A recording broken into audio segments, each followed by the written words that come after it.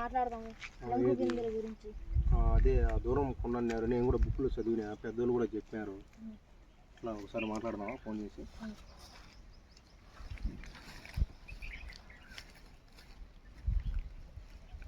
Hello hello, Badri ఎక్కడ? ఇక్కడే ఉన్నా చెట్టుకి. ఇక్కడికి వస్తావా? నీతో చిన్న విషయం మాట్లాడాలి. స్వామీజీ దగ్గరికి పోదామని. ఎక్కడున్నారా మీరు? ఇక్కడ మన చెట్టు దగ్గర ఉన్నాం. 2 నిమిషాలు వస్తున్నాం. వచ్చి ఫాస్ట్గా వచ్చి.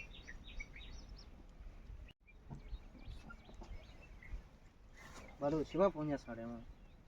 ఏమంటా? చెప్పు శివ.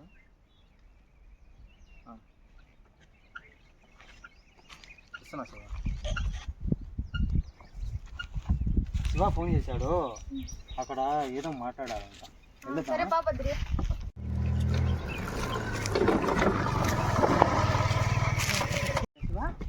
ఏం లేదు, ఇదే ఇంటి దగ్గర వేరే వాళ్ళు చెప్తున్నారు, పెద్ద మనుషులు.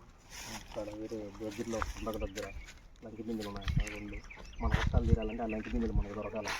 లంకి పింజలు అంటే ఏమో దయాలు వస్తాయి మనకి. పరిస్థితి ఏంద్రా? మన స్వామీజీ ఉన్నాడు కదా, నేను అడిగిన వేరే తాతని అడిగితే మన ఊళ్ళో స్వామీజీ ఉన్నాడని చెప్పారు శ్మశానంలో. ఆ స్వామీజీ దగ్గరికి వెళ్ళి మన ప్రాబ్లం ఏమన్నా చెప్తా. తెలిసిన స్వామీజీ ఎవరన్నా ఉన్నారా మనకు దగ్గరలో ఏమన్నా? నాకు తెలియదు శివ. నీకు ఇది నీకేమన్నా తెలుసా బాలు?